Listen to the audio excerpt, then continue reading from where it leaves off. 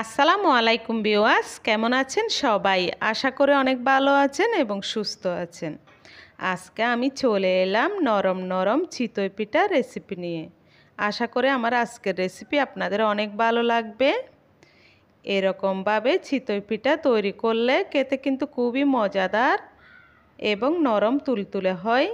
আশা করি আমার আজকের রেসিপি আপনাদের অনেক ভালো লাগবে। চলুন দেখা যাক। আমি প্রথমে আধা কেজি চাউল ভিজিয়ে ধুয়ে পরিষ্কার করে নিয়েছি। এই চাউলগুলো আমি কিন্তু আধা ঘন্টা ভিজিয়ে রেখেছিলাম। আপনারা চাইলে চালের গুঁড়া দিয়েও এই চিতই পিঠাটা তৈরি করতে পারবেন। আমি কিন্তু চাউলটা ব্লেন্ডারে ব্লেন্ড করে নেব। সেজন্য আমি একটি ব্লেন্ডারের জারে অল্প অল্প চাল নিয়ে ব্লেন্ড করে নিচ্ছি। এখন আমি একটি মিক্সিং বোলের মধ্যে এই ব্যাটারটা ঢেলে নেব। এভাবে আমি সবগুলো চাউল ব্লেন্ড করে একটি বাটিতে নিয়ে নেব। এগুলো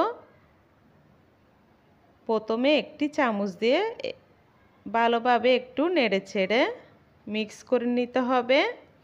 তারপর আমি এখানে পরিমাণ মতো লবণ আর হাফ চামচ বেকিং পাউডার দিয়ে দেব।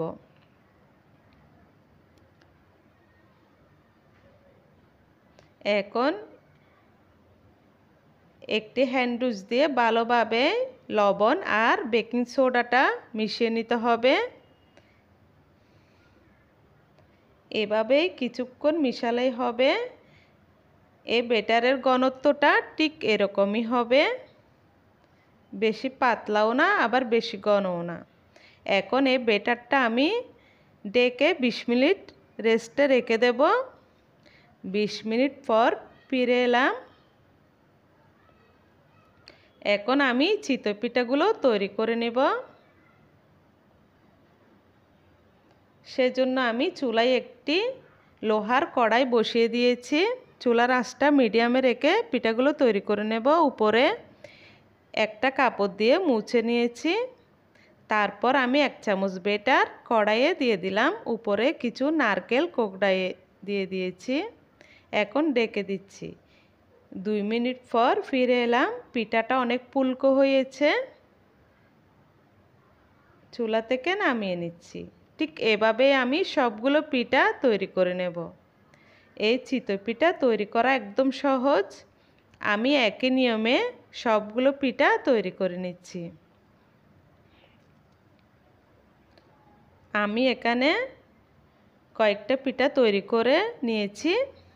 দেখুন অনেক সুন্দর হয়েছে পিঠাগুলো। এই পিঠাগুলো চায়ের সঙ্গে খেতে কিন্তু বেশ অনেক ফুলকো হয়েছে। একটি পিঠা আমি ভেঙে দেখিয়ে দিচ্ছি ভিতরে কীরকম হয়েছে। ভিতরে কিন্তু অনেক ছিদ্রযুক্ত হয়েছে। আশা করি আপনাদের অনেক ভালো লেগেছে। খোদা হাফেজ।